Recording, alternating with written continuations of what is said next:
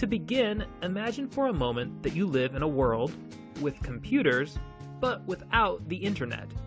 Imagine that you are, say, a physicist, and imagine that you use your laboratory computer to collect and store data from your physics experiments. Now imagine that several of your co-workers, fellow physicists and lab assistants, require access to your data as well. Now, one way to grant your co-workers access to this data is to let them use your computer. Sharing computers is nice as far as it goes, but it has some obvious limitations. For example, what could happen if everybody needed to use the computer at the same time?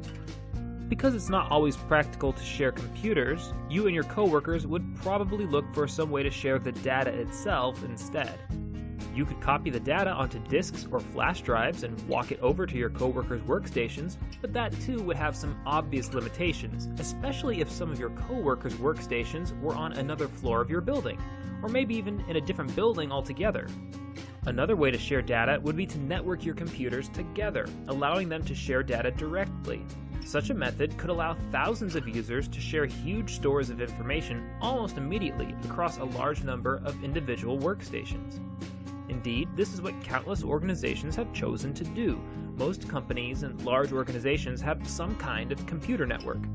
An organization with a computer network enjoys many advantages over an organization with unconnected computers. For example, networked computers make it easier to access, distribute, and back up important information. They can provide users the flexibility to log into their workstation or into their network account from multiple locations. And networks allow users to connect individual workstations to some kind of central work hub, such as a printer and copy center or a conference room. So now let's imagine that you and your physicist coworkers have developed a computer network that allows you to share important data with users across your organization. Furthermore, let's imagine that another group of physicists on the other side of town also works on their own network of computers. It's easy to imagine that these two groups of physicists would know each other and they might naturally be interested in each other's research. So maybe they would get together and maybe they would decide that it would be mutually beneficial if they could join their networks together into one big data sharing network. When multiple networks join together like this into a network of networks, that is called internetworking. The internet is one giant piece of internetworking. It's a network of many computer networks, all internetworked together. The internet is not the only example of internetworking, but it's the biggest example in the world, and as you know, it's the one that you are most likely to interact with on a daily basis.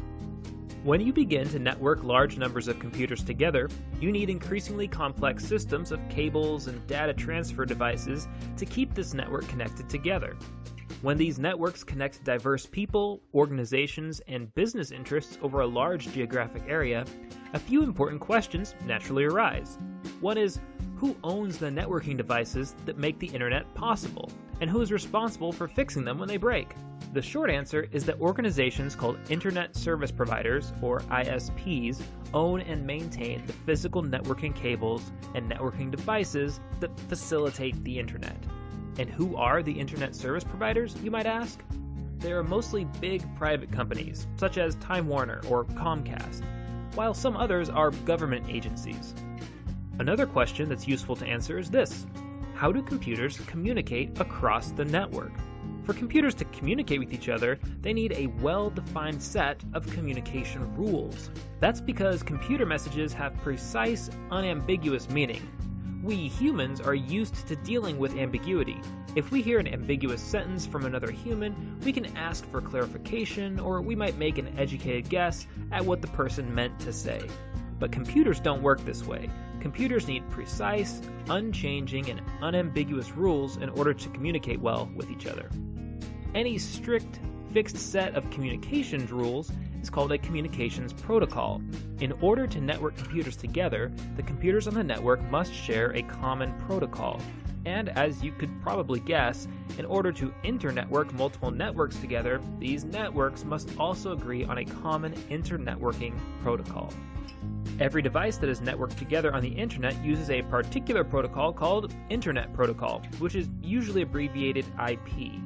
One of the features of Internet Protocol, which will come up later in this course, is that Internet Protocol requires a unique address, called an IP address, for every device that is connected to the Internet. All of the web pages, files, and software that is accessible on the Internet has to be stored on some kind of device that's connected to the network. Every time one device requests a file from another device on the Internet, it needs to specify where the file is stored. Now, IP addresses allow devices to do that. And whenever that data request is fulfilled, the device providing the data needs to know which other device it's supposed to deliver the data to. Again, IP addresses allow devices to do that. Running the Internet without IP addresses would be a little like running the postal service without mailing addresses. So, in summary, the Internet is a vast network of other networks all networked together. Internet Service Providers, or ISPs, are the organizations that own the cables and networking devices that the Internet runs on. Computers need strict sets of communication rules, called protocols, in order to communicate with each other, and the communications protocol of the Internet is called Internet Protocol, or IP. Finally, every device on the Internet gets its own IP address. That's all for now, and the next lesson we'll discuss how the Internet is structured and how IP addresses get assigned to all those devices on the Internet.